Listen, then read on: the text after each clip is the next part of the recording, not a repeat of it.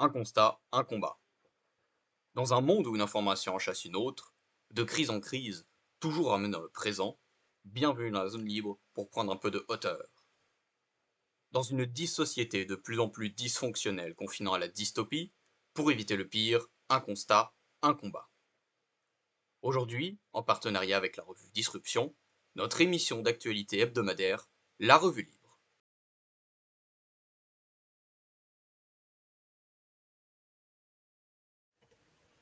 Bonsoir Bastien, Bonsoir Noah. Salut le comment ça va? public. Bien et vous? Eh ben bien. Alors, on va rentrer direct dans le vif du sujet, ça commence bien, avec de l'actualité autour de Donald Trump, parce que, comme vrai, chaque semaine, il y en a eu, et tu as fait tes petites recherches. Alors, vous me connaissez depuis la vidéo qu'on avait fait sur les États-Unis avec Noah et puis avec notre David National, dans lesquels je m'étais amusé durant à peu près 2 semaines à fouiller les articles de presse de province américains. Et là, j'ai fait pareil, mais en 2 soirs et demi. Et puis, juste avant l'émission, je disais à Noah, ben, je vais quand même relire un peu le texte législatif parce que j'ai l'impression qu'on essaye d'étrangement nous couillonner dans l'interprétation des faits. Ce qui était parfaitement le cas, et moi-même, je m'étais trompé. Donc, comme propos liminaire, je vais vous présenter un tweet de, alors je vais citer le nom, c'est Fabrice de Saint-Paul, qui a un peu la position pro-Trump, d'accord? Je vais pas vous donner la position anti-Trump parce que de tout ce que j'ai lu, c'était les reproches habituels du genre ça allait de c'est un Waffen-SS jusqu'à il mange des petits enfants en revenant à l'étape du il est complètement idiot. Donc bon, je vais pas vous le refaire. Mais pour faire simple, Fabrice de Saint-Paul est un, il me semble qu'il, alors c'est sûr, il a été militaire. Alors je sais plus s'il est encore actuellement militaire, mais il faudra voir ça. Français.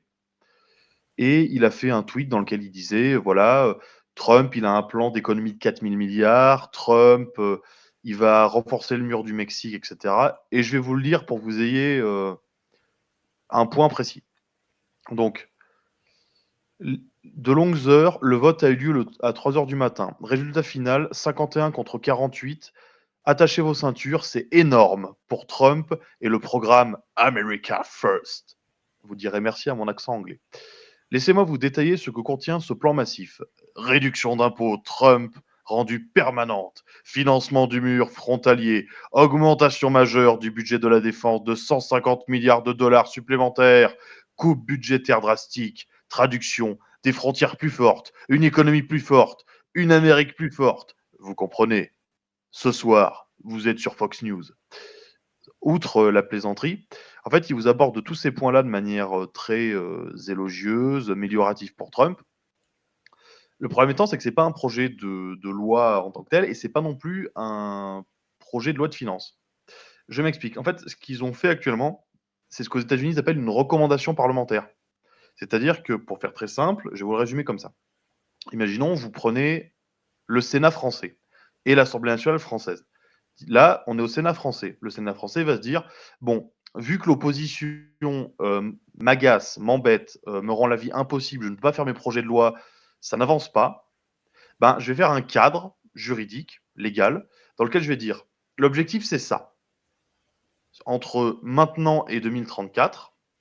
Deuxièmement, on va faire que les comités législatifs des deux assemblées vont proposer des lois allant dans ce sens.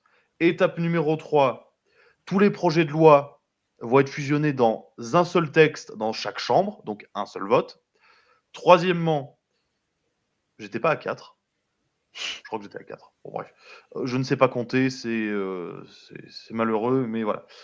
Quatrième point, vous bloquez les débats parlementaires, c'est-à-dire que vous êtes limité à 20 heures de débat total.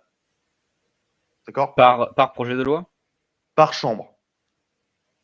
Eh bien, Alors, pour vous, si vous dites, ouais, débattre pendant une journée, c'est énorme.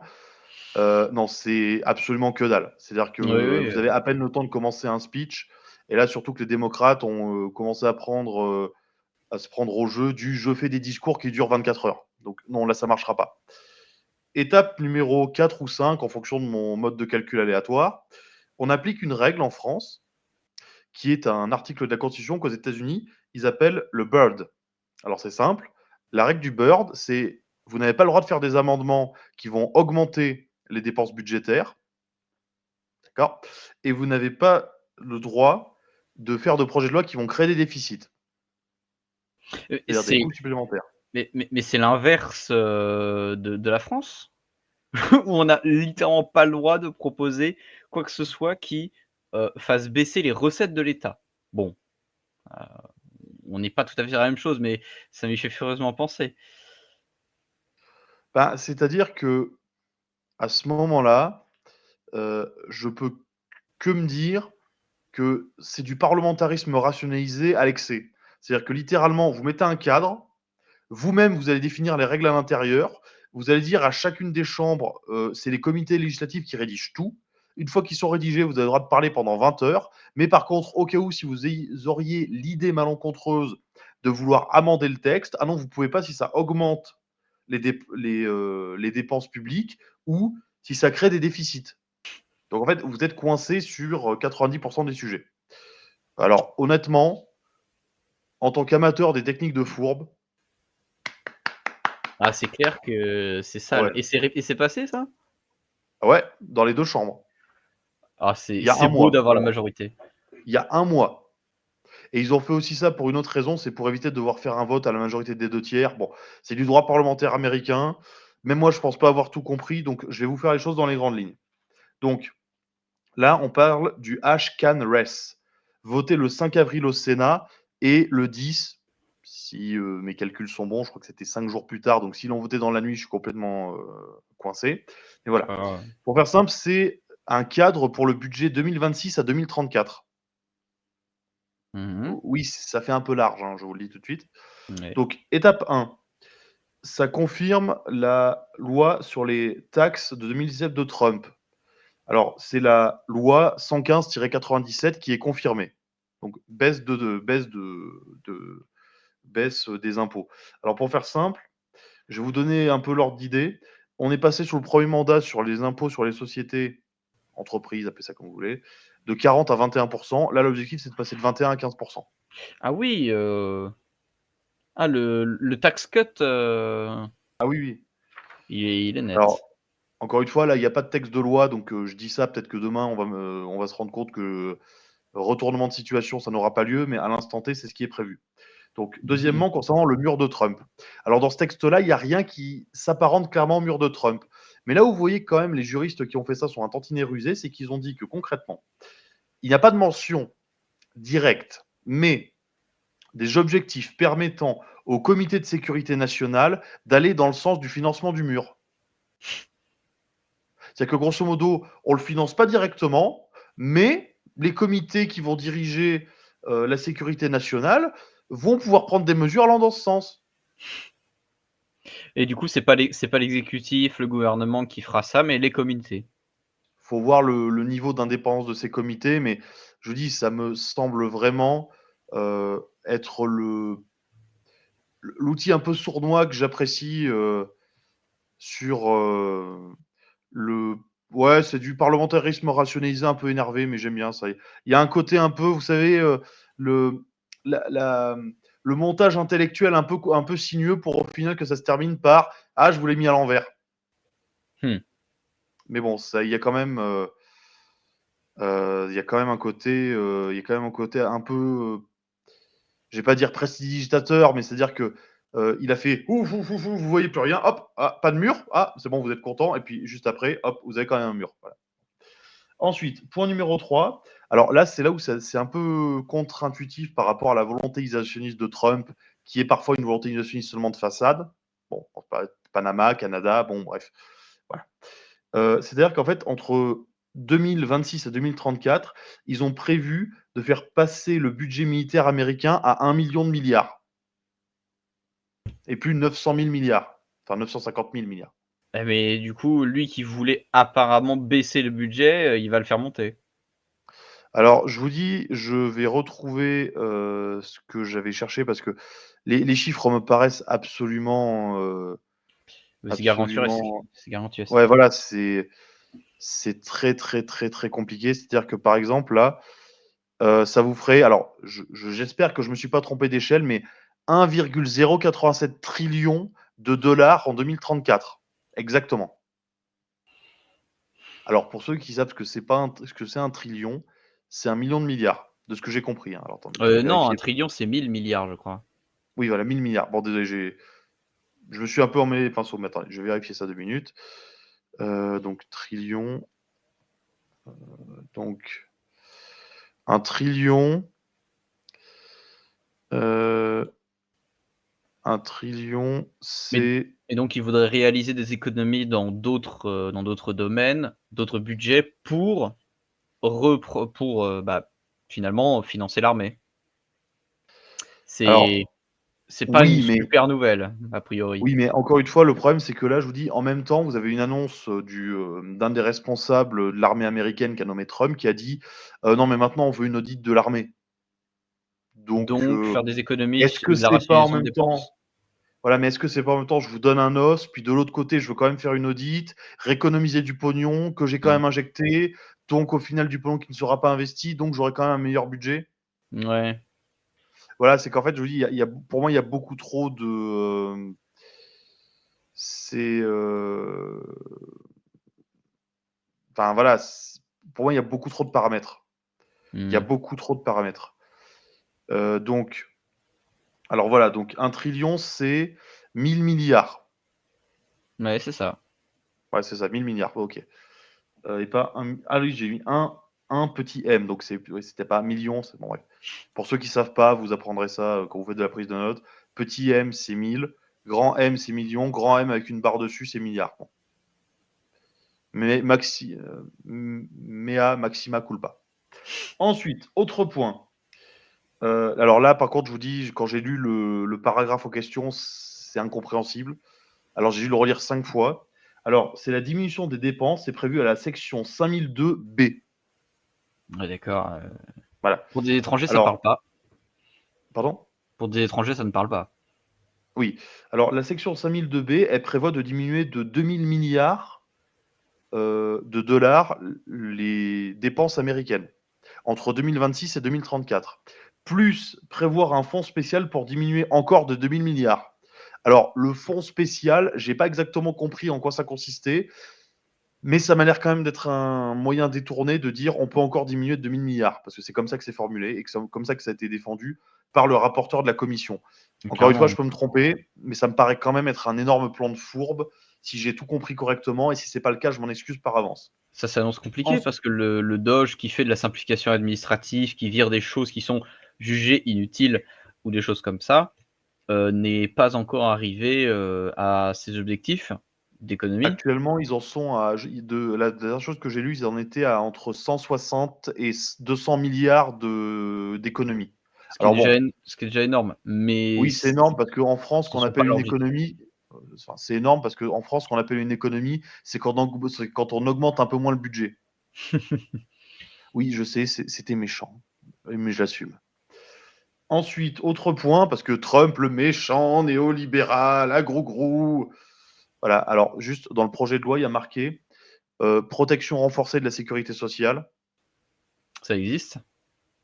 hmm, protection renforcée du Medicare et protection renforcée du Medicaid. Alors, je vous la fais simple, le Medicare, c'est pour les adultes, les vieux et les handicapés. Le Medicaid, c'est pour les pauvres, les femmes, les enfants, dans les OK. grandes lignes. Le premier, c'est pour les gens malades, le deux et vieux. Comme dirait l'autre, la vieillesse c'est un naufrage, donc on peut la fille a une maladie. Et secondo, le Medicaid, c'est pour les pauvres. Eh ben, il les protège, il les garantit dans le texte.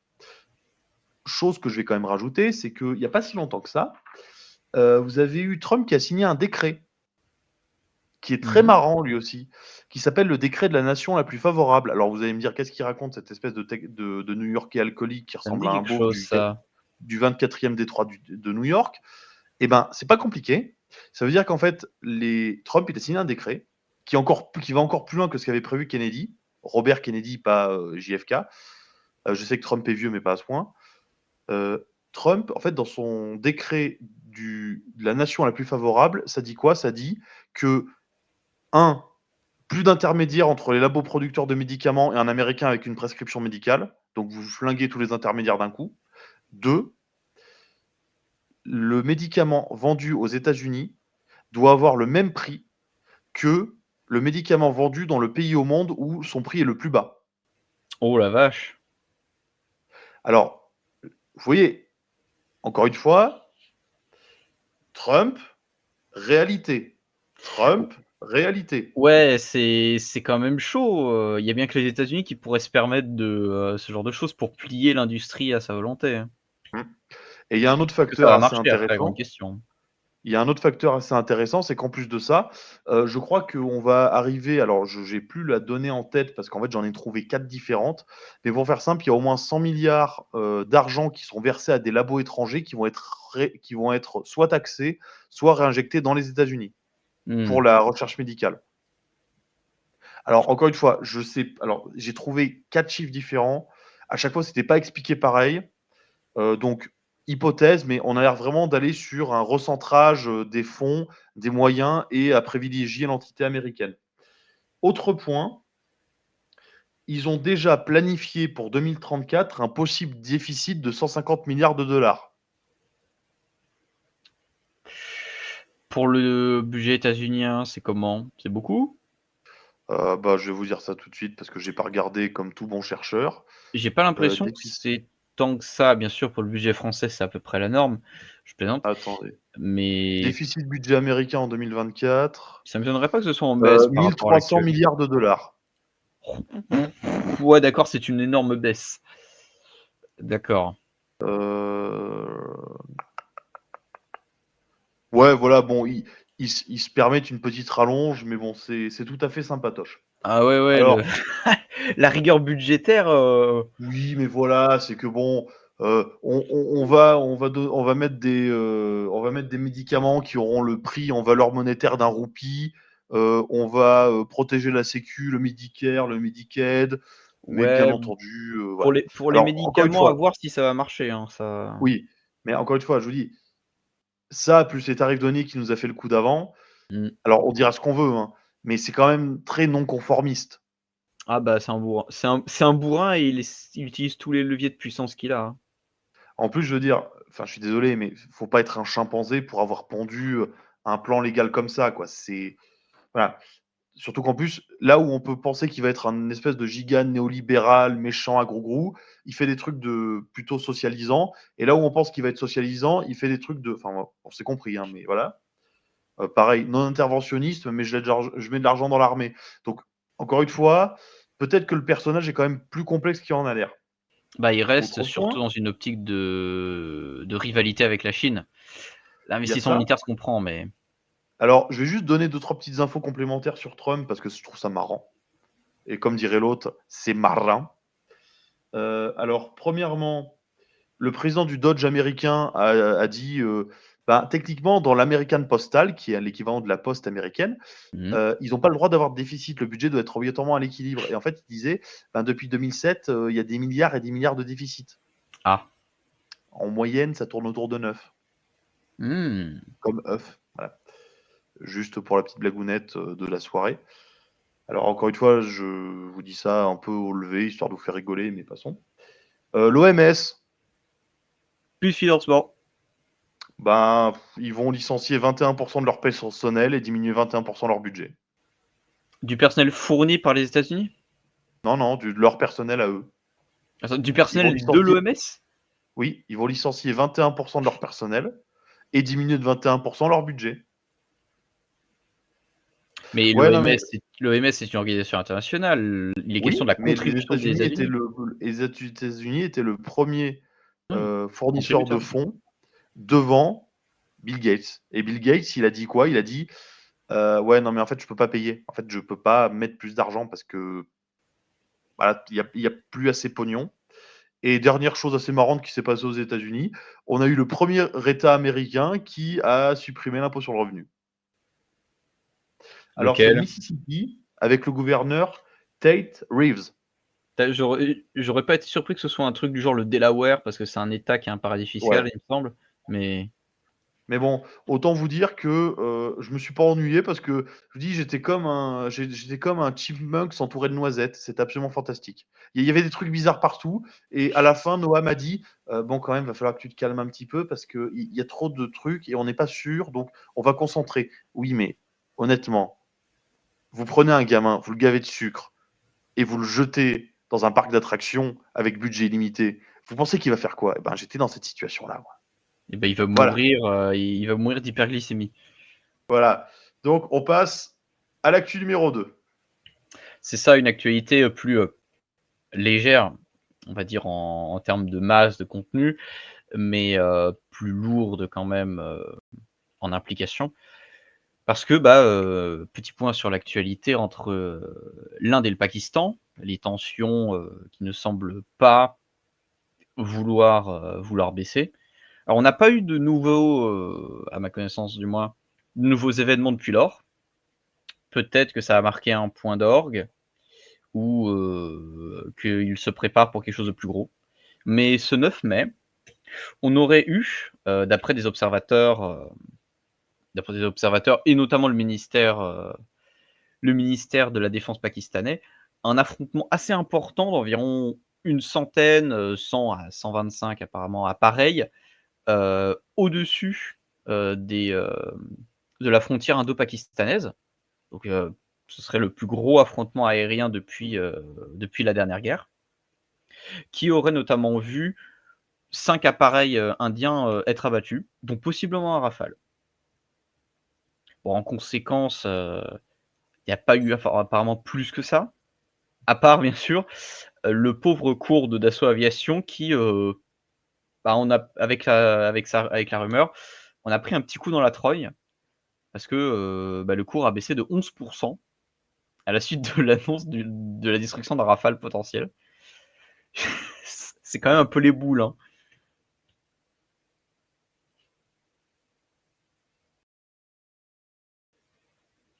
Ton Comme micro? disait le petit Malambo, que dire? Que dire? Merci les Non, Indiens. non, mais C'est non, mais je non, vous dis, moi, cette histoire est géniale parce que dites-vous on a appris ça quand on était en week-end tranquille à la campagne, hein. On a eu le pape, les Indiens qui se foutent sur la gueule avec les paquis. Enfin, je vous jure honnêtement, être isolé du monde, des fois, ça a du bon. On évite de stresser. ouais, c'est ça. Mais bon, bien sûr, c'est assez inquiétant parce que bon, il y a probablement eu des morts, à moins que le système de survivabilité des appareils, ait bien fait son office et qu'ils aient pu être éjectés. Mais, comme d'habitude, on espère que ça va pas aller plus loin. Parce que, ouais, la bataille aurait consisté en des échanges de tirs de missiles à plus d'une dizaine de kilomètres, donc là, on n'est pas au niveau de Seconde Guerre mondiale avec des échanges de tirs de canon, ce genre de choses. Mais comme à chaque fois, on a passé une nouvelle étape dans, la montée des tensions, hein. La dernière fois, c'était du bombardement réciproque, la mort de quelques civils. Là, on est sur de l'affrontement militaire. Heu, Peut-être que ça va finir par dégénérer au sol ou peut-être que ça va passer par la mer d'abord. Ah, parce qu'apparemment, une escadre indienne serait partie en direction des côtes pakistanaises. Donc on va bien voir, comme à chaque fois, hein, Mmh, sur ce conflit, qu'est-ce qui va advenir, dans les jours qui viendront. je peux me permettre, 2 points si vous me permettez. Je peux me permettre 2 points si vous me permettez. Moi bien parler la France. Donc oui, est-ce que je peux me permettre 2 points? Vas-y. Alors le premier point, c'est que, de 1, c'est des pays qui veulent se foutre sur la gueule depuis des années, qui ne se saquent pas, dont l'un est plutôt une sorte d'outil pro-américain. Alors je dis pas outil au sens péjoratif, hein. Je dis qu'ils sont plutôt alignés sur les Américains, l'Inde, et de l'autre, vous avez le Pakistan. Alors de ce que j'ai compris, les Chinois s'en servent un peu, enfin essayent de tenir un peu ce truc-là debout pour éviter d'avoir un État failli juste à côté d'eux. Et en plus, on semblerait que les Russes aient un partenariat avec eux du point de vue militaire. Bon, ok. Donc, moi, j'ai 2 questions. C'est un, est-ce que c'est pas un jeu en bisbille pour se foutre sur la gueule par pays interposé, de manière un peu légère? Et le second point que je voudrais aborder, c'est est-ce que les premières victimes dans cette histoire, ça va pas être les musulmans indiens? Parce que vu que Modi veut quand même leur en mettre plein la gueule depuis des années, il a raison ou il a tort, c'est son problème, honnêtement. Mais je pense pas que marginaliser à ce point des gens soit quelque chose de positif. J'entends, quand vous avez une population nombreuse, augmenter le niveau éducatif, les soins, enfin tout ça, je pense que c'est quand même plus intéressant pour développer son pays. Mais de l'autre, en fait, est-ce qu'il va pas quand même s'en servir comme argument de dire, vous voyez, Pakistanais, musulmans, vous voyez, moi, j'ai des musulmans. Eux, tout, vous leur butez moi indien, moi hindou, vous hindou. Parce que Oui, l'ennemi de actuellement, l'intérieur. voilà, les ennemis de l'intérieur. Et en plus, il y aura peut-être un effet bouc émissaire parce qu'aux dernières élections, Modi s'en est pas si bien tiré que ça, quoi. Il a quand même un petit peu reculé. Oui. Et juste pour que vous vous rendiez compte, c'était donc au niveau des stats, Il avait gagné les dernières élections législatives, mais ouais. effectivement, les gauches, l'opposition avait progressé par rapport à l'énorme tôle qu'il s'était pris, enfin qu'elle s'était prise, auparavant. Alors juste pour vous expliquer, la majorité des musulmans en Inde, alors déjà, ils représentent 15% de la population, c'est-à-dire 175 millions d'après le dernier recensement précis, parce qu'après, il y a des recensements intermédiaires, mais ça a l'air d'être un peu fiable, comme quand la Chine vous dit, ouais, on peut déterminer notre population à 65 millions de personnes près, ce qui est assez marrant. À une France près, bon, Ouais, c'est voilà, c'est ça, acceptable, c'est hein. que, bon, on est à une demi-Russie, donc ça va, on va tenter. Mais voilà, de l'autre côté, vous regardez, en fait, généralement, ils sont plutôt concentrés dans des régions particulières et pas que dans le nord, même si, en fait, quand vous allez tout au nord de l'Inde, alors je connais pas le nom de cette région, j'en appelle au pouvoir de l'historien qui est en Noah, à moins que ma carte s'affiche avant. Ah, si tu me Heu, donnes pas plus d'informations, je peux pas savoir, il y aurait probablement le c'est Cachemire où il y a beaucoup de musulmans justement. Ouais, il y a le Cachemire, mais il y a Mmh. une autre région que j'essaye de lire sur cette foutue carte. Alors oui, vous voyez, là, il y a le niveau a baissé, hein. C'est-à-dire que là, on n'est plus à prévoir les émissions, c'est en direct, je regarde sur des cartes pour essayer de déterminer où on en est. Donc attendez, donc Il y a voilà. probablement une concentration au niveau de Alors la frontière, le indo-bagalaise. Jammu, alors désolé à tous on dit indophones, ind Indouphone, peut-être, ouais. bon, Hindi, tous ceux qui parlent une des langues indiennes, parce qu'il y en a pas qu'une. ouais. Le Jammu et Cachemire, Ouais, c'est ça, le Jammu et 68 Cachemire. voilà, 68 de musulmans. Ensuite, vous Ah avez oui. le Ah non. Kerala, 27 le Lakshadweep, 96 bon, c'est 3-4 îles, hein.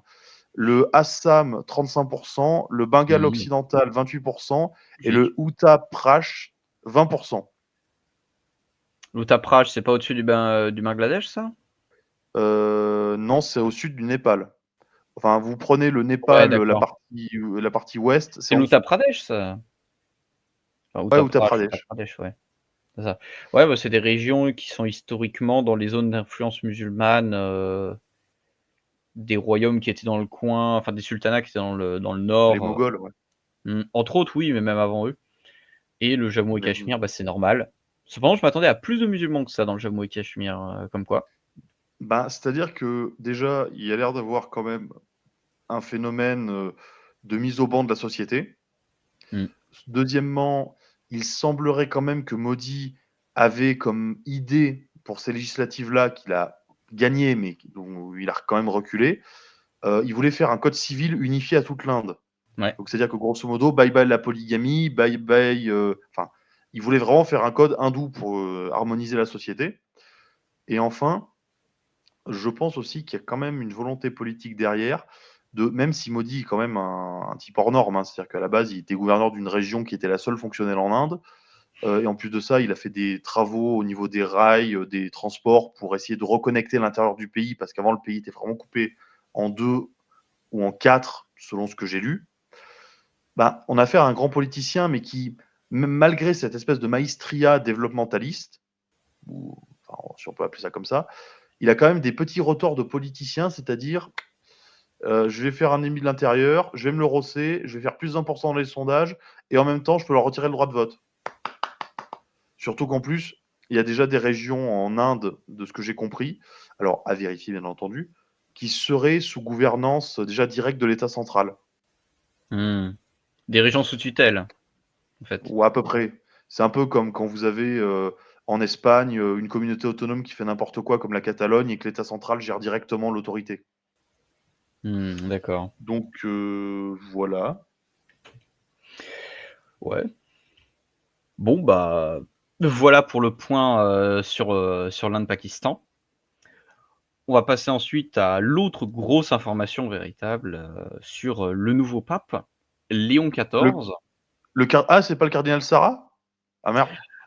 Non, lui, il va retourner en Guinée, je Euh, pense. ouais, mais j'avais déjà prévu ma pancarte Black Lives Matter. Ah oui, Bon. mais je suis pas sûr que lui soit trop comme ça. Quoique, Ouais, non, mais on honnêtement, je pourrait, vais pas je reciter peux la pas phrase savoir. qu'on a sortie à la dernière émission parce que Mm. c'est vraiment hardcore, quoi. Non, non, on s'en passera. Ouais.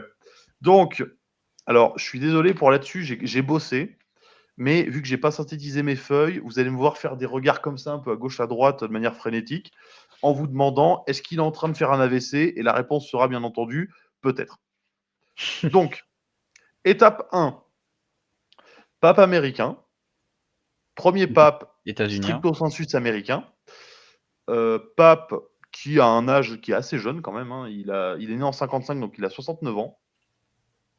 C'est-à-dire que quand même, on est sur un score assez sympatoche. C'est-à-dire qu'on va pouvoir avoir un pape qui va durer assez longtemps. Peut-être. Autre point assez intéressant aussi, alors là, je vais me référer à quelque chose d'éminemment politique, c'est-à-dire, euh, voilà, c'est ça, c'est-à-dire les différents pontifes. euh, alors, leur nom, généralement, est lié à un symbole, une origine spirituelle, une tendance. Alors là, il a choisi Léon XIV. Alors, je vais faire mon présentateur télé de base qui a lu une demi-ligne. C'est-à-dire que Léon XIV, c'est une référence directe à Léon XIII. Léon XIII, qui est le pape qui était un peu le pape doctrine sociale de l'Église, le pape des ouvriers, le pape de l'acceptation de la République. Voilà, c'est un peu c'est cette idée-là. Alors, peut-être que c'est juste une référence pour pas s'appeler François II, parce que bon, voilà. Ah, pour Mais quand l'instant, on c'est sait pas que fou de s'appeler François II, je pense, vu le travail voilà, qu'il a à faire. parce que le pape François, en fait, il avait pris le titre de François, mais officiellement n'était pas François Ier, parce qu'il voulait laisser le premier à quelqu'un d'autre, parce que lui n'avait pas son père. Et il Ah avait oui. fait référence à François Ier par rapport à Saint François d'Assise, celui qui prêchait la pauvreté, la vie avec les pauvres, etc. Hmm. Le problème étant, c'est que on a vu avec le pape François qu'il y a eu quelques problèmes dans l'Église. Alors, je vous la fais simple. Euh, il s'est éloigné du caractère synodal, c'est-à-dire on a une discussion entre les religieux et les laïcs, on essaye de discuter, de faire consensus, enfin, se rapprocher d'un consensus pour que toutes les parties du corps de l'Église communiquent entre elles et agissent, pas de manière coordonnée, mais agissent en comprenant ce que font les autres parties. Le pape François, il a eu deux tendances. La première partie de son règne, il a décentralisé un peu les décisions pour que chacun essaye de coordonner comme il le pouvait. Mais le problème, c'est qu'après ça, généralement c'est au bout de 2 ans, que les gens estiment ça, c'est qu'il a commencé à devenir assez autoritaire, c'est-à-dire il sanctionnait des clercs, il supprimait des ordres, il suspendait des dominations, enfin voilà, c'était vraiment, il menait à la baguette et il s'est éloigné de ce côté synodal. Alors encore une fois, s'il y a un théologien dans la salle ou un historien du droit canon, oui, je peux raconter n'importe quoi parce que je ne suis pas un expert en droit canonique ou en Église catholique. Donc voilà un peu le contexte. Ce pape-là, alors pour faire très simple, de son vrai nom, alors Robert Francis Prévost, alors j'ai entendu des gens dire Prévost. Prévost, d'autres Prévost, donc on va dire Prévost, se nomme Léon XIV. De tout ce qu'on a pu lire sur lui, c'est quelqu'un d'assez effacé. Alors pas au sens, il n'a pas d'avis lui-même, mais c'est quelqu'un qui fait beaucoup de Discret. travail intellectuel, personnel, beaucoup d'introspection, et c'est aussi quelqu'un qui semble être beaucoup plus modéré, pondéré, voire prudent dans ses prises de position. Je vous donne un exemple très simple. On a des déclarations de lui de 2004 à 2014 dans lesquelles il dit le sacrement, même si c'est pas le bon terme, des couples homosexuels pas bon. En 2023, il dit « Les choses ont changé » dans la revue catholique New Derive ou New Device. Donc voilà, c'est pas quelqu'un qui a l'air foncièrement idéologisé ni borné. Donc là, je vais vous lire un peu son CV pour que vous compreniez à qui on a affaire. Alors, je rappelle déjà, il parle 5 langues. Ouais. Anglais, espagnol, italien, français et une autre langue que j'ai oubliée. C'est pas le... Non, il lit le latin et l'allemand, je crois. Ouais, aussi. Ouais, donc il y en a plus de 5. Parce que là, je parlais vraiment des langues qu'il parle. Oui. Alors, pour faire très court, toute sa vie, en fait, il a été un peu sous la houlette, si je peux dire ça comme ça, vulgairement, de Saint-Augustin. Et ben, je vais vous lire un passage de ce livre-là qui s'appelle, de Christopher Lasch, Le seul et vrai paradis. Alors, ça n'a rien à voir avec l'église, mais j'ai trouvé la situation jolie, donc j'ai dit à Noah 2 minutes avant l'émission, 2 minutes, je vais chercher le livre, ça va faire trop bien dans le direct. Voilà. Donc, je vous lis, Faut pas c'est à la révéler page les petits 50. secrets de cuisine. Hein. Ah oui, non, mais il faut le faire un peu, parce qu'ils vont se dire à la fin que j'ai une culture littéraire. L'arnaque. Donc, Il faudrait pas leur mentir. ouais, voilà, faudrait pas leur mentir. Donc, c'est à la page 53. Alors, c'est à propos de ça. Les réalisations impressionnantes de l'homme le consolent, affirme Augustin, de sa déchéance. Pour la vie de misère, cette sorte d'enfer sur terre, si bien dessiné, dans le chapitre qui précède immédiatement celui qui cite abondamment Nisbet. Mais ces réalisations n'assurent pas le salut. Augustin les discute dans un passage qui loue également la générosité surabondante de la nature et envisage l'intelligence de l'homme et sa capacité de création comme une manifestation des bienfaits dont il jouit, pas comme une démonstration de pouvoir égaux à ceux de Dieu. Bon, ça me paraît assez représentatif de saint Augustin, même si, encore une fois, j'ai pas la base philosophique pour ça, mais ça m'a paru assez parlant. Je vous la fais très simple. Pour Léon XIV, il a été déjà né en 55, il a été au petit séminaire de l'ordre de Saint-Augustin. En 1982, il est maître de théologie et enseigne les maths et la physique. On commence bien. Voilà. En 1987, il est fait docteur en droit canonique et sa thèse porte sur le rôle du prieur. Et c'était à l'université Saint-Thomas de Rome. Alors là, je ne sais pas pourquoi, mais donc, ce que j'ai lu, moi, dans les milieux un peu cathotrate, CDVAC, et même dans les milieux un peu catholiques d'Internet, c'est que beaucoup de gens qui se décrètent comme des thomistes lui reprochent son augustinisme. Alors, j'ai pas creusé plus que ça parce que honnêtement, j'ai pas les bases philosophiques et ça m'aurait pris beaucoup trop de temps. Ensuite, autre point, c'est qu'il a été élu en 2001 prieur général des Augustins en 20 minutes, ce qui est le record absolu. Et il a été réélu en 2017. À l'unanimité, je crois. Donc, ça a l'air quand même d'être quelqu'un qui a une assez bonne image dans son ordre. Alors, cependant, il y a quelques petits problèmes. Alors, il y a plusieurs passages sur la pédophilie, mais en soi, il ne l'a pas caché. Il n'est pas pédophile. Mais par contre, il aurait écarté, sans vraiment sanctionner, un clerc américain. Voilà ce qui en est sorti. Mais encore là-dessus, c'est quelqu'un qui est très prudent, donc il ne fait pas de grandes envolées, de grandes sanctions. On est vraiment sur de la prudence. Ensuite, je vais vous lire quelques petits points sur son CV parce que sinon cette émission va durer 5 heures. Donc, pour faire simple, de 85 à 98, il est envoyé en mission à Chulcanas, Pirou et Trujillo, au Pérou. Allez, courage. Ensuite, il est nommé prieur provincial, responsable au sein de l'ordre des Augustins. Prieur général des Augustins de 2001 à 2013 et il est réélu en 2007. Il a fait 2 mandats consécutifs.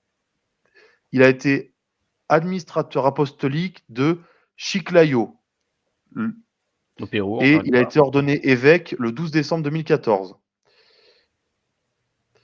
Il a été nommé administrateur apostolique de Callao. Et ça a été la gestion temporaire du diocèse en 2020.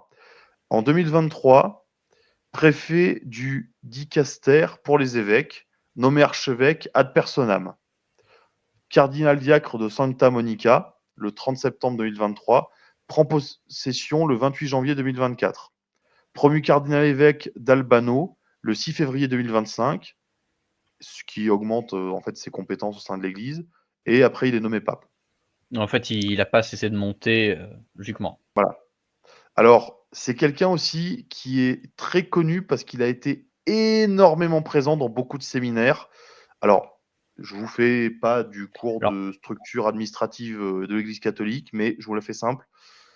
Donc, il a été membre de Septdiactère, de la Curie romaine, évangélisation, doctrine de la foi, Église orientale, clergé, institut de la vie consacrée, culte de l'éducation et texte législatif. Il a été aussi membre de la commission pontificale pour l'État de la Cité du Vatican à partir du 4 octobre 2023. Ensuite, il a été vice-président du conseil permanent de la conférence épiscopale péruvienne de 2018 à 2023 et président de la commission pour la culture et l'éducation en 2019. ouais, il a de la bouteille. Voilà. Alors, je passe sur les autres titres parce qu'il a fait beaucoup de trucs. C'est-à-dire que même j'ai trouvé des passions. Par exemple, est-ce qu'il paraît, il y a une vidéo qui tourne où en fait il a un concours régional de fléchettes. Il faudra que je vérifie, mais j'ai trouvé ça génial en fait. Imaginez avoir le cardinal du coin qui vient à un concours de fléchettes. Effectivement, c'est très Marrant. folklorique. Alors, alors, il a fait beaucoup de références à l'encyclique. Alors, désolé pour les latinistes. L'encyclique Rerum Novarum, qui est une encyclique de la doctrine sociale du pape Léon XIII. Bah, logique. Donc, c'est grosso modo, c'était en réponse à la révolution industrielle et pour aider les pauvres. Ensuite, il a aussi fait pas mal de références à Léon le Grand. Pour faire très court, c'est le pape qui a discuté avec Attila pour sauver les chrétiens. Ouais, qui aurait aurait. Voilà, aurait. Donc voilà, simplement, pareil, je ne veux pas vous citer tous les textes théologiques, mais ça a quand même l'air d'être quelqu'un d'assez consensuel. Et de ce que j'ai lu aussi, alors ça a été rapporté par majoritairement des cardinaux américains, donc voilà, ils ont dit c'est quelqu'un qui est un peu extérieur au conflit interne de l'Église américaine. C'est qu'en fait, il n'est pas dans un camp, dans l'autre ou neutre, il vient d'arriver en fait. C'est-à-dire, dans les conflits entre, Voilà, progressistes conservateurs? voilà, c'est-à-dire que ça, et puis ça a l'air d'être quelqu'un qui est énormément préoccupé par le problème des évangélistes. Pour lui, c'est Mmh, ça. Enfin, la seule la communauté concurrence. qu'il a l'air de regarder attentivement, c'est les évangélistes, parce que peut-être qu'aux États-Unis, il se sent menacé en fait par leur progression, alors qu'on a une stagnation en pourcentage du nombre de catholiques. Simplement, alors stagnation, c'est pas exact. C'est-à-dire que leur En pourcentage part. global augmente, leur part globale augmente, vu que les autres parts diminuent. C'est ça l'idée. Et dernier point que je Pour les souhaitais aborder évangélistes? par... Pardon. Pour les Les évangélistes et catholiques, les catholiques. les catholiques voient leur part diminuer? Non, non, les catholiques voient leur part réelle stagner, Oui. mais en pourcentage, ça augmente vu que les autres communautés diminuent. En population ou? Ouais, en population. Mmh. D'accord. Alors, encore une fois, il faudra voir un recensement officiel, mais je lis des articles que j'ai passés par les mains. Donc, encore une fois, parole de journaliste n'est pas parole d'évangile. Oh, j'ai fait une blague religieuse, j'ai fait une blague religieuse. Je suis content. Désolé, je fatigue. Donc ensuite, autre point assez intéressant sur cet homme-là, c'est qu'il est considéré avant tout comme une solution pour réamarrer à la fois les conservateurs et en plus de ça, éviter qu'on aille vers du pape François au carré. C'est-à-dire que c'est quelqu'un qui a l'air vraiment de vouloir essayer de faire tenir l'Église en elle comme quelque chose d'un tout multiple, mais d'un tout unique, en un seul Oui, morceau. c'est ça, il a l'air d'être assez porté justement, sur le dialogue et à l'écoute des autres. Mm. À l'inverse de François qui, comme tu l'as dit, avait des tendances assez autoritaires. dans sa Et direction. autre point assez intéressant quand même, c'est quelqu'un qui ne s'est jamais défendu de préférer les habits traditionnels des religieux et de beaucoup aimer la messe en latin. Mmh. Ah, Mais il a un petit cachet conservateur. voilà, c'est ça. Mais après, encore une C'est fois, pas je vous bien dis, méchant. il a fait un Urbi Torbi après son élection en latin. D'accord. Il porte des habits un peu plus traditionnels, oui. Mais encore une fois, on va attendre de voir. C'est ça, les démonstrations, sont bonnes, mais ce sont les actions qui comptent. Mmh. Je crois que j'ai fait le tour. Alors, je suis désolé pour le côté un peu bout en train de la soirée, mais on s'est dit qu'on allait faire ça à la relax, donc je prends pas ça au sérieux. Si j'ai dit n'importe quoi, vous n'hésitez pas à me le dire et on corrigera. Ouais, non, mais je pense qu'on a saisi quand même, l'idée principale. On verra bien de toute façon ce que ce pontificat va donner, hein. Parce que, vu son âge, effectivement 59 ans, beh, 69 ans. ouais 69 ans. Mmh, bon. On va peut-être partir sur un pontificat de 20 ans, peut-être que ce sera le premier pape centenaire, hein. Il a l'air quand même en forme pour quelqu'un de 69 ans, hein. Il reprend sa blague d'avant l'émission, en fait. Oh non, On je s'est vole dit la tienne, c'est encore pire. oh, tout de suite. Après, franchement, s'il arrive à casser tous les records du genre, pontificat de 33 ans, pape centenaire, plus, enfin, je veux dire 100 de cardinaux nommés sous son mandat, honnêtement, heu, voilà, c'est il prend le micro, il le jette par terre, il fait, «Do it». Mais c'est ça, c'est, America fuck yeah, Ouais, c'est ça. si Mais on veut bon, aller après, jusqu'au bout. il est quand même assez acculturé, hein. Il a vécu pas mal d'années au Pérou grâce à Jean-Paul II. Il a la nationalité péruvienne aussi. Donc bon, on n'est pas sur on n'est pas sur Oui. de l'américain caricatural comme certains peuvent voir un Trump. Oui, clairement, c'est pas l'un des cardinaux, assez conservateurs, qui était quand même l'un des favoris lui aussi. Burke. Et c'est ça, Burke. Là, on est vraiment sur quelque chose de plus consensuel, qui pourrait réamarrer, les conservateurs et contenter plus les progressistes.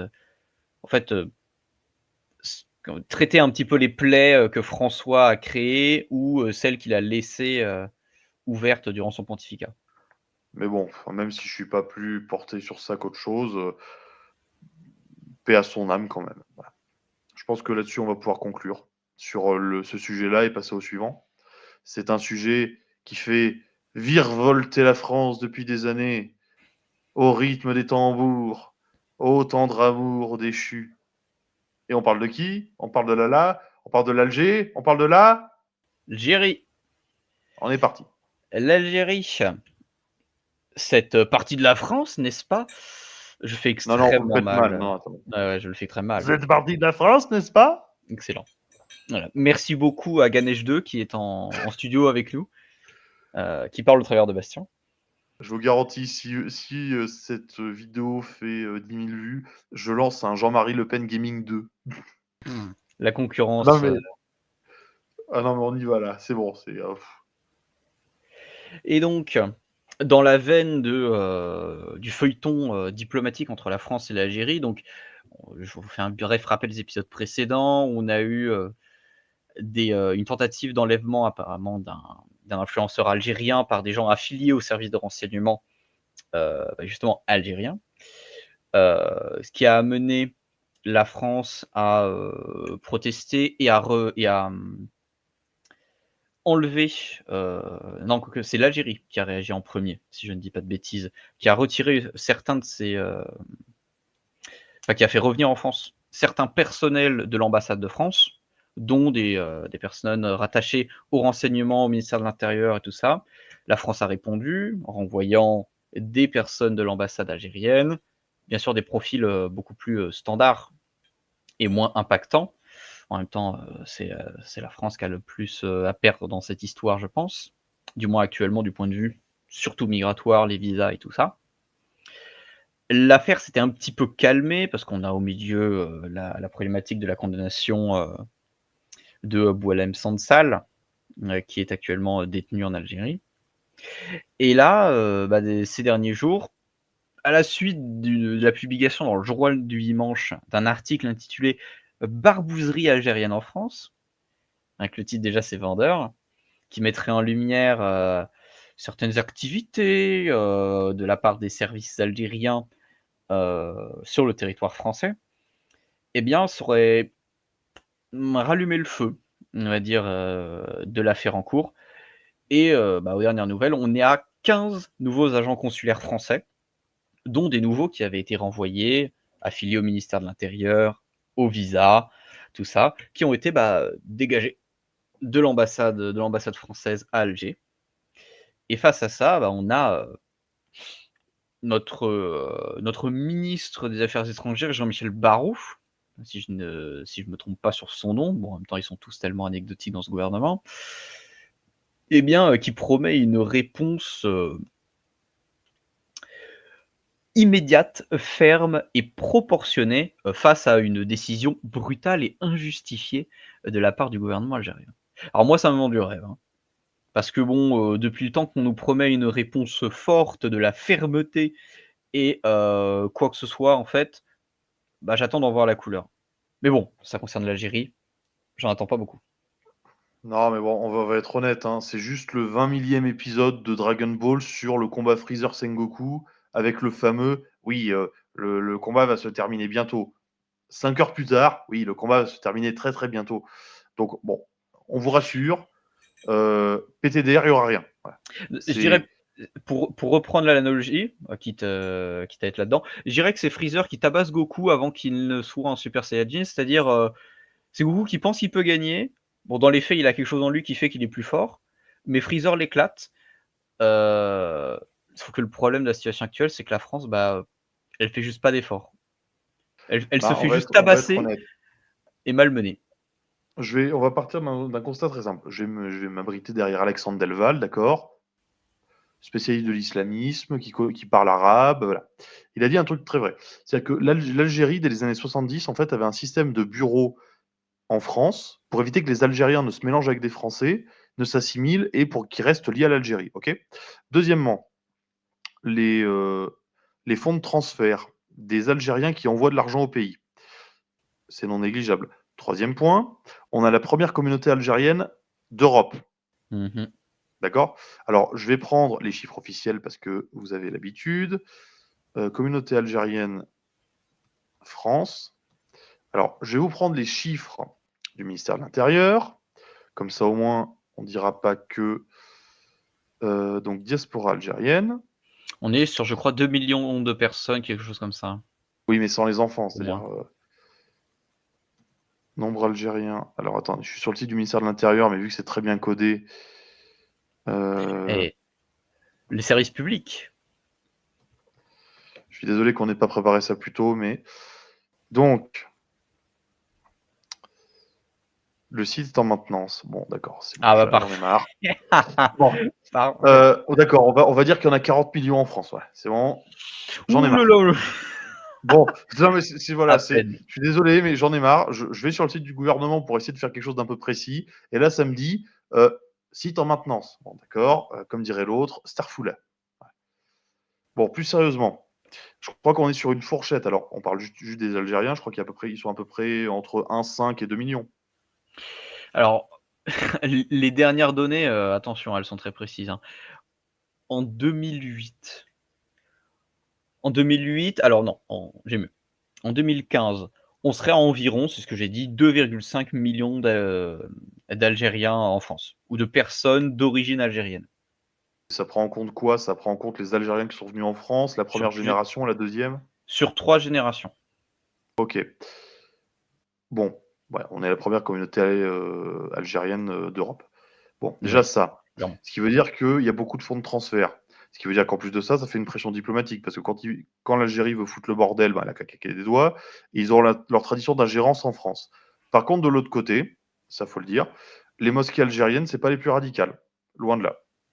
C'est plus celle du Golfe en général. Les Turcs, les Pakistanais, et je crois que c'est des Marocains aussi qui sont, contrairement à ce qu'on peut penser, qui ont une diplomatie par les mosquées très très agressive. Et ce que Delval disait là-dedans. En général, les communautés marocaines ont tendance à faire un peu moins de vagues, du moins c'est l'image qu'ils en ont. Mais encore une fois, après, les populations et l'État ne sont pas la même chose. Oui, mais ce que je veux dire, c'est que dans cette histoire, oui, il faut s'occuper de l'Algérie parce que honnêtement, hein, ce pays ne tient pas debout. Ils sont dans une espèce de culte revanchard idiot parce que pour une seule et bonne raison, c'est qu'ils savent qu'on va jamais taper. Non mais c'est un Oui, fait. clairement. Je sais, bon, vous faites une chose très simple, vous coupez tous les fonds de transfert, vous renvoyez les Algériens qui sont en France, ou les descendants d'Algériens avec un casier judiciaire, et s'ils veulent pas les reprendre, ben, vous allez Ne trouver un serait-ce pays que les sympathique. illégaux, hein. Ne serait-ce que Voilà, les ce serait que illégaux, les illégaux. ceux qui bénéficient des accords bilatéraux, Oui, français, parce que les Algériens ont des statuts privilégiés en France par rapport aux autres oui. émigrés. Ben déjà, fin des accords d'Évian. 2, fin des transferts de fonds avec les banques. 3, on expulse tous les délinquants et s'ils veulent pas les reprendre, ben, on les envoie dans un pays qui voudra bien les garder. Voilà. Au Et puis Maroc? les autres, voilà, non, enfin, faut une île dans le Pacifique généralement Non, non, pour ce faudrait genre de éviter blague. qu'ils ne meurent quand même, ce Euh, serait un peu Non, mais embarrassant. on veut pas ça. Mais faut dire, c'est que le problème, c'est qu'on tape pas. Pareil, pas de sanctions économiques. Pareil, vous les laissez piailler toute l'année. Alors que je suis désolé, je vais pas dire ce que je vais dire, mais c'est comme leur blague de oui, tous les Algériens sont musulmans. Non, non, je vous dis, quand j'étais à la fac, il y en avait, elles étaient évangélistes, mais elles disaient oui, officiellement en Algérie, je suis musulmane. Ok, d'accord. Leur système de corruption qui est absolument lunaire, le fait qu'en Algérie, vous puissiez pas sortir de l'argent du pays. Bon après, on va ralentir un peu parce qu'on n'est pas sur un sur un sujet qui traite de l'Algérie de manière générale. Voilà, c'est Ce que, sera peut-être une encore autre une fois, c'est occasion, le mais énième conflit qui ne sera pas géré parce que d'un côté, eux, ils vivent trop bien la situation de dire c'est de la faute de la France si le pays est devenu une poubelle, et de l'autre, oui, les Français qui vont dire oui, mais il faut être gentil sinon on va se faire traiter de raciste. oui, clairement et puis le gouvernement français qui est composé de chiffres molles qui, bah, c'est ça, ont pas envie de se faire traiter de racistes, ont pas Non envie mais d'avoir des problèmes. En fait, ils ont pas envie d'assumer une diplomatie dure. Par contre, contre la Russie, ça a pas peur de montrer les muscles et de tenir des discours durs, mais comme pour l'Algérie, dans les faits, il se passe que dalle. et en plus, il y a aussi un autre facteur, c'est que on connaît tous les problèmes de la campagne de Macron avec l'Algérie. Alors Mark que Endeveld, encore une fois. qu'est-ce que c'était? Parce que moi, j'en suis resté à, oui, la colonisation a été un crime contre l'humanité. Bah, c'est-à-dire qu'en fait, c'est un intermédiaire, algérien qui était proche de Sarkozy, qui en fait, aurait rapproché Macron des milieux d'affaires algériens et il aurait récupéré de l'argent à ce moment-là. Mais encore une fois, Mmh. Mark Andeveld n'a pas été poursuivi pour ça, donc je fais que répéter, je vous renvoie vers son livre. Donc ça, plus un autre facteur, c'est que, ben, il y a aussi quelque chose d'assez cocasse dans cette histoire, c'est que vous avez, Darmanin qui est allé, poser des fleurs sur une cérémonie du FLN, enfin bref, un truc, enfin, du gouvernement algérien. Bon, c'est à peu près pareil. Mais bon, qui fait ça. Macron qui fait oui, mais les crimes de la colonisation. Et puis après, qui va vous dire oui, mais l'Algérie, elle a été créée elle existe que depuis 60 ans. Oui, d'accord, mais les gars, c'est simple. Ils vous prennent pas au sérieux parce que vous n'avez pas de vision cohérente, de discours cohérent. Et quand ils font n'importe quoi, vous sanctionnez pas ou vous gueulez pas. C'est-à-dire qu'en fait, faire la carpette, ça ne marche pas. Et en fait, c'est même pas une question d'opinion, c'est une question de. Je vous dis, moi, si demain, vous avez les Norvégiens qui commencent à faire le 10e de ce que font les Algériens, c'est le même tarif. Moi, je me fous Ah oui, non de ça, mais mais c'est juste, faut arrêter de se dire oui, mais qu'est-ce que vont penser les gens de nous pour ça? Non, c'est on a une dignité, on a une respectabilité, on a des intérêts. Bah, tu les respectes pas, bah, tu vas te faire sanctionner, on va aller au rapport de force. bien Point. sûr, il y a pas de raison dans un pays normalement constitué que, certains bénéficient de droits supplémentaires, d'autant plus quand il s'agit d'étrangers. Enfin, si tu es une communauté étrangère, que tu sois, chrétien, musulman, hindou, sikh, taoïste, shintoïste, rien à faire. Enfin, tu te soumets à la loi et tu n'emmerdes pas les autres. C'est simple. Et puis, il y a aussi un dernier facteur que je vais donner parce que bon, Noah me connaît, j'aime bien être un peu taquin. Les nationalités représentées en prison. Ah, c'est pas 60 ou 80? Non, 60. Non, non, non, non, je vais juste vous donner les nationalités les plus représentées en prison. Bon, Ah devinez qui évidemment, est numéro un. évidemment. Voilà, je suis désolé, Combien de ça pourcents? tombe toujours sur eux. Et On est sur sur combien ce, de pourcents environ? je vais vous dire ça. Attendez. pourcentage. Après, on peut toujours arguer que c'est le racisme systémique et tout ça qui s'en prend aux étrangers et le délit de faciès. Alors Mais bon, donc, bah, il y a le contrôle par les flics et il y a la condamnation par la justice, qui se fait de plus en plus rare d'ailleurs parce que les prisons sont trop pleines et que la justice manque de moyens et par conséquent laxiste. je crois que là, on a atteint un stade où on est à. Attendez, donc c'est ça. Donc, bon, en plus les chiffres sont plus à jour, donc je pense que ça va être pire maintenant. Alors, on conclura sur ça.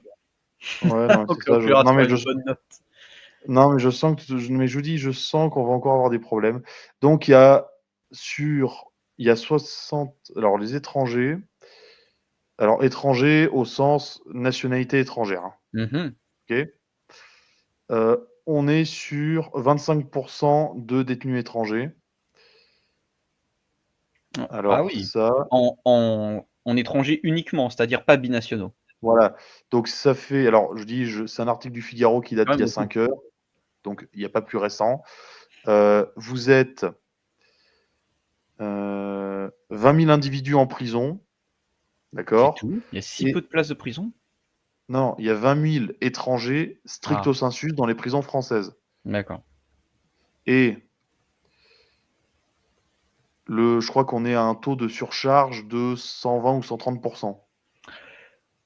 C'est-à-dire que si on est au-delà de 100% des places Ah, en fait, occupées, il y a on met surpopulation. plusieurs personnes par lit. Oui, c'est ça. Donc, bon, je suis désolé, mais moi, je ne vais pas faire le coup du oui, mais c'est pas de leur faute ou blablabla, on va ricaner. Non, c'est juste qu'au bout d'un moment, c'est un pays à problème avec nous. S'ils veulent pas qu'on se voit, aucun problème. Par contre, si vous voulez pas qu'on se voit et si vous continuez à parler comme ça, ben c'est simple, il va falloir mettre en place des sanctions, il va falloir supprimer les avantages, et il va falloir commencer à faire une politique pénale un peu ciblée, c'est-à-dire tous les détenus étrangers dans les tôles, ça dégage. Parce que non mais je suis désolé, le problème c'est que vous pouvez pas envoyer des gens chez nous pour bosser, avoir des niveaux de salaire que vous n'atteindriez jamais dans votre pays et envoyer une partie de l'argent en Algérie pour ensuite venir nous cracher à la gueule. Voilà. C'était le moment politique. Coup de gueule. Eh bah, c'est Ouais, sur parce cette que note très positive quand même qu'on va qu'on va se quitter pour ne pas envenimer encore plus les relations franco-algériennes. Tu parles bon, oui, et c'est comme dirait parce que bon, je pense que je vais conclure sur cette phrase si Noël le permet et on coupera comme ça pour une petite touche ce sera la coupé petite au touche. montage. Non, non, ce sera pas coupé au montage. Allez, c'est un petit hommage quand même, parce que il nous a bien fait marrer pendant des années. C'était Ganesh avec Jean-Marie Le Pen Gaming, qui disait tout le temps cette phrase à la fin. Salam alaikum, mes petits farfadets. Et sur ce, salam alikoum à tous. Salam, Alikoum. n'est-ce pas? Allez, bonne soirée Bastien et bonne soirée à Allez, à tous. plus. Merci de votre visionnage. Au revoir.